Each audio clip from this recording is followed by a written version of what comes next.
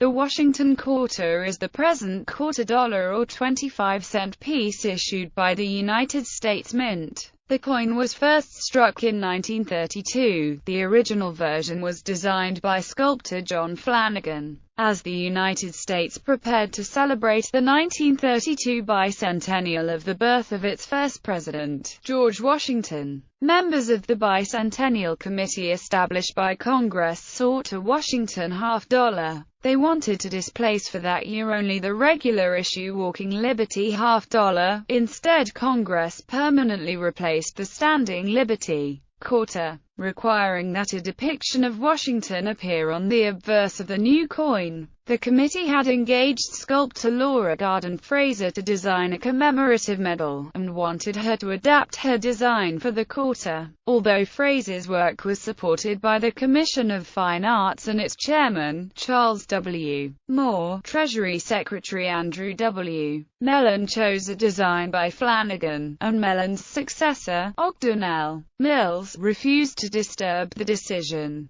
The new silver quarters entered circulation on August 1, 1932, and continued to be struck in silver until the Mint transitioned to copper nickel-clad coinage in 1965. A special reverse commemorating the United States bicentennial was used in 1975 and 1976. With all pieces bearing the double date 1776 to 1976, there are no 1975 dated quarters. Since 1999, the original eagle reverse has not been used. Instead, that side of the quarter has commemorated the 50 states, the nation's other jurisdictions, and National Park Service sites. The last is part of the America the Beautiful Quarters series, which will continue until 2021. The bust of Washington was made smaller beginning in 1999. In 2010 it was restored to bring out greater detail. Inception.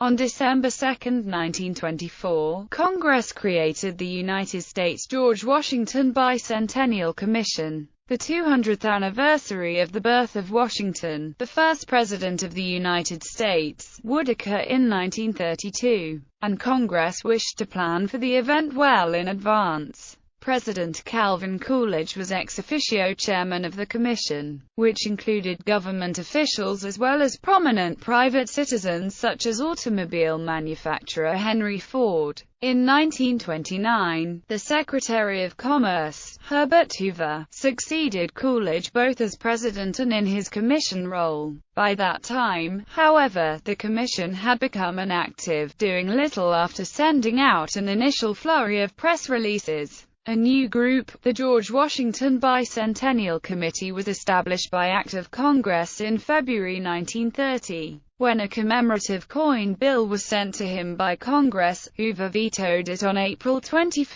1930. In a lengthy veto message delivered to Congress with the return bill, Hoover noted his counterfeiting concerns, and stated that the coins were selling badly anyway. Large quantities of Oregon Trail Memorial half-dollars remained unsold. The Bicentennial Committee wanted a commemorative Washington half-dollar, and sought to assuage Hoover's concerns by proposing that all 1932 half-dollars depict Washington instead of bearing the usual Walking Liberty design. The Depression had decreased demand for coin in commerce. No half-dollars had been struck in 1930, and none would be until 1933. Most commemorative coins at the time were struck in a quantity of a few thousand. The half-dollar was seen as the largest and most prominent design. The piece dollar was not then being struck and did not circulate in much of the country. Other commemoratives had been sold at a premium. The Washington half-dollar would, for 1 year, be the normal mint issue. Although it had not yet received congressional approval, the committee went ahead and began a competition. The committee anticipated that the same artist would first design the committee's medal and then the coin. The obverse of both medal and coin were to be based on the well-known bust of Washington by French sculptor Jean-Antoine Houdon. The artist was not restricted as to the reverse design. By law, coinage designs were approved by the Secretary of the Treasury, at that time Andrew W. Mellon, a noted art collector and connoisseur. It was anticipated he would interpose no objection to the plan. After reviewing the entries, both the Bicentennial Committee and Fine Arts Commission agreed on designs by Laura Garden Fraser, the wife of James Earl Fraser, designer of the Buffalo nickel. Laura Fraser was a notable coin designer in her own right, having designed several commemorative coins, including the Oregon Trail memorial pieces. With the right facing Washington, Fraser's designs were to be used for the medal, and, as those involved expected, the $50 as well. On February 9, 1931, New Jersey Representative Randolph Perkins introduced legislation for a Washington quarter. To the dismay of the Bicentennial Committee and Fine Arts Commission, the House of Representatives Committee on Coinage, Weights and Measures issued a memorandum stating that the design of the existing standing Liberty quarter had been found to be unsatisfactory, and that the new piece would not only be struck for 1932, it would permanently replace the older design. Thus, the new quarter would both be 8 tributes to Washington on his bicentennial, and relieve the mint of the burden of having to coin a difficult-to-strike piece.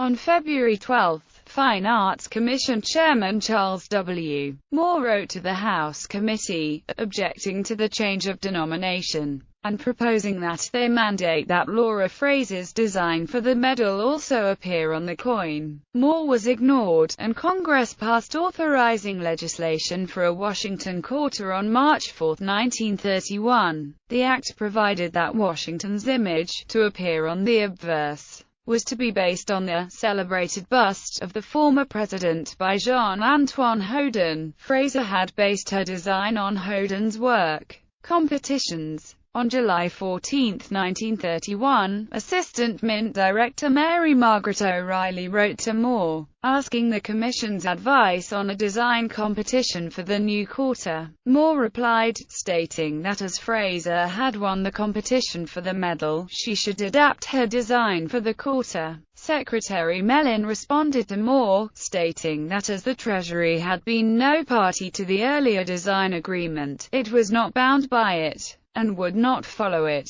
The Treasury proceeded to hold a design competition, and when the Fine Arts Commission met to consider the submitted designs in an advisory role, it selected those submitted by Fraser. The designs were submitted to Mellon in November 1931. He selected Flanagan's design and notified Moore of the decision. Moore and Commission member Adolph Weinman attempted to get Mellon to change his mind, but only got him to agree to allow the various sculptors more time to improve their entries. They had asked for more time just for Fraser. On January 20, 1932, following resubmissions, the Commission affirmed its support of the Fraser designs. Mellon left office on February 12, 1932. He was succeeded by Ogden L. Mills. With a new Secretary of the Treasury in office, Moore renewed his protest, sending Mills a letter on March 31 deprecating Flanagan's design and urging the new secretary to accede to the Commission's recommendation.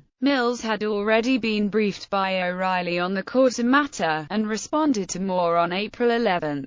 Secretary Mills informed Moore that the chairman's letter had caused him to request changes from the sculptor, but that he would not override Mellon's decision. On April 16, the selection of Flanagan's designs was publicly announced. Mellon was aware of which artists had submitted which designs, and has been accused of discriminating against Fraser as a woman. Numismatic historian Walter Breen stated, "It has been learned that Mellon knew all along who had submitted the winning models, and his male chauvinism partly or wholly motivated his unwillingness to let a woman win." Bowers, however, noted that Mellon had approved Fraser's designs for commemorative coins several times, as well as those by other women, and that no contemporary source speaks to any bias on Mellon's part. Bowers called the belief modern numismatic fiction. Fraser's design was used in 1999 as a commemorative half-eagle issued 200 years after Washington's death. Flanagan's design, as originally struck, the quarter depicts a head of Washington facing left, with "Liberty" above the head, the date below, and "In God We Trust" in the left field. On the reverse, an eagle with wings outspread perches on a bundle of arrows framed below by two olive branches.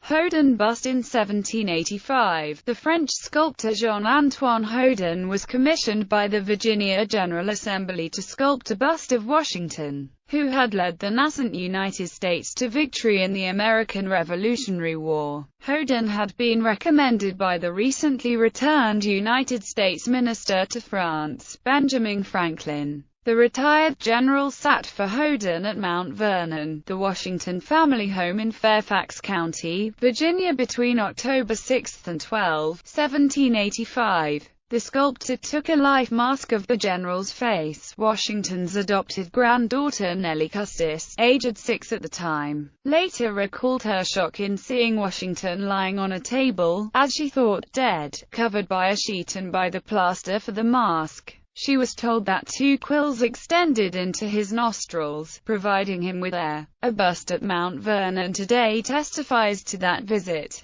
On his return to Paris, Houdon used his visage of General Washington in a number of sculptural settings, including the commissioned statue for the General Assembly, which still stands in marble in the Virginia state capitol. Portraits of Washington on medals and in other media subsequent to the sculptor's visit were most often based on Houdon's work, beginning with the 1786 Washington before Boston medal engraved by Pierre Simon du Viviers. Although only one American, Abraham Lincoln, had appeared on a circulating U.S. coin by the 1920s, the Houdon bust had been used as the basis of the portrait of Washington on the commemorative Lafayette dollar dated 1900 and on the sesquicentennial half dollar of 1926. According to coin dealer and numismatic historian Q. David Bowers, the Houdon bust, even then, was the most common representation of Washington on coins and medals.